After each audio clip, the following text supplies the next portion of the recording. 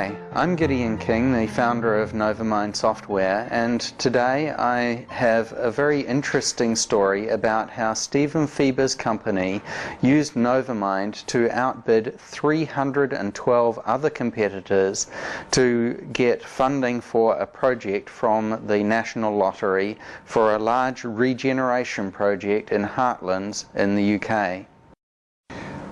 It was obvious to me from the beginning that whilst they had a huge raft of aspirations, they kind of had a kitchen sink approach to it.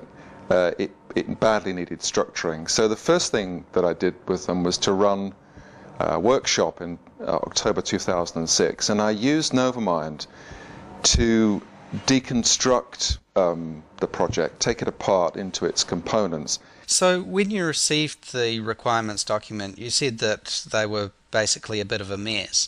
What was your first specific step that you took when you received those documents? Well, usually what I do is I just start with the MindMap title, and then I randomly read through all the documents, and as I'm doing that I just start to build the mind map.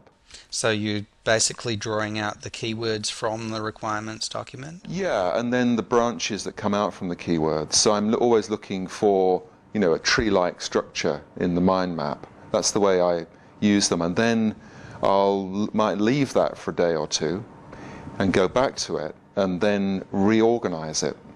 And so what I'm doing all the time is I'm moving from other people's documents or ideas or thoughts into a graphical form. And the great thing about the graphical form is that I can then easily reorganize it, and I can see that. So it gives me what Richard Gregory, who developed a lot of work on brain and perception, called the circuit between hand, eye and brain. It gives me that.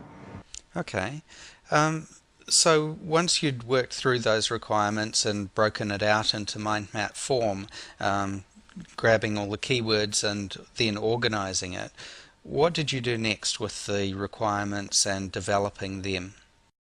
Okay, well the next thing was to look at the big lottery's structure, and they put out two documents which were actually contradictory.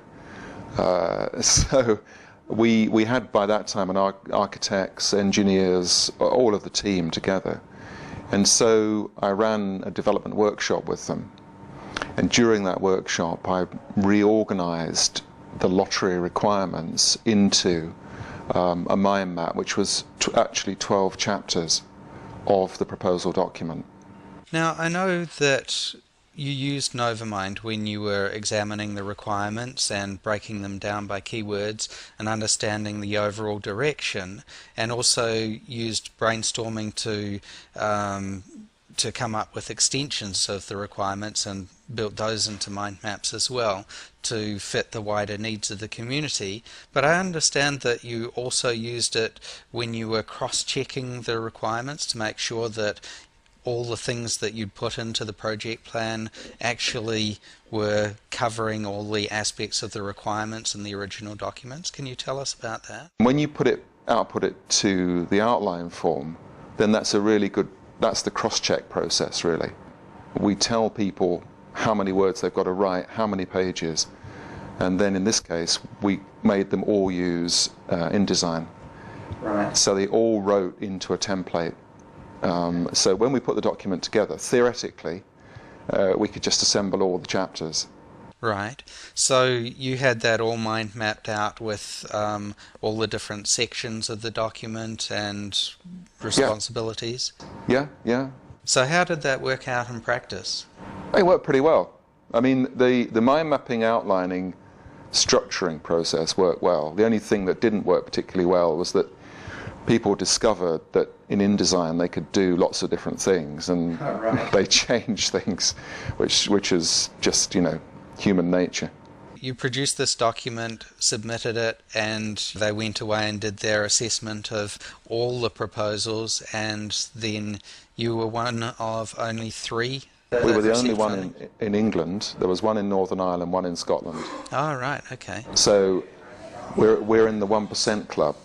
Right, yes, so the top 1% of companies that actually submitted proposals. Yeah, I mean, That's pretty amazing. Yeah, it must have been. I mean, I don't know, do I? Because I didn't see the others, but it must have been good. Right, absolutely. So now that the project has received this funding, what do the people in Poole and the Heartlands area think about it? Oh, they're delighted. I mean, it's the biggest investment, £30 million, the total investment that they've. It's the biggest capital project that the council has ever managed. Right. Up to that time, they'd only managed projects up to £4 million. Right, so that's going to make a big difference to the local community, isn't it? Oh yeah, and it's the guy who was the project manager in the local authority. He's 28. He's called Scott. Right. You know, it's going to make his career. Wow, absolutely. Why mind mapping is good for me is you need absolute clarity of the understructure. You know, what a sculpture would call the armature, the thing that generates the form of the project. So you've got to have a core, then you can generate the form. If you don't, what the mistake people make is they don't think clearly enough in the beginning about the core of it.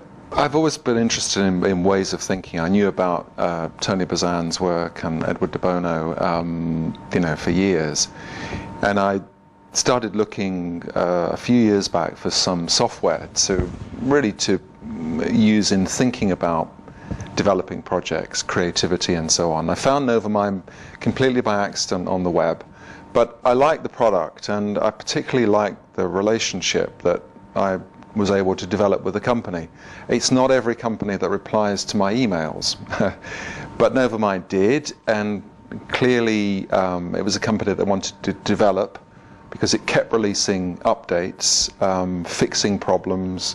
They were clearly in a mindset of let's make this better, let's make this the best.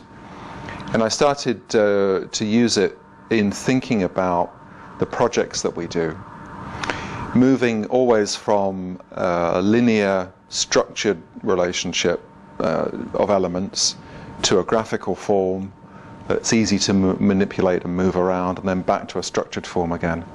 And just for my way of thinking, that's particularly useful. So I've used it on a load of projects, actually.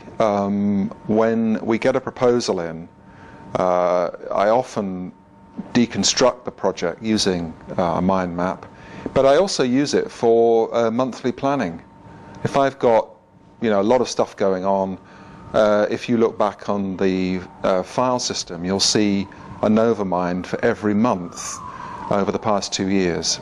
So it's a powerful tool in a number of ways: productivity, thinking, creativity. It's been fantastic. For further information, you can contact Stephen Fieber at stephenfieber.com or email them at contactus@stephenfieber.com. For further information about NovaMind Express, NovaMind Pro and NovaMind Platinum, please visit novamind.com, or you can email me directly, gideon@novamind.com. This is Gideon King from NovaMind Software, wishing you all the best with your mind mapping.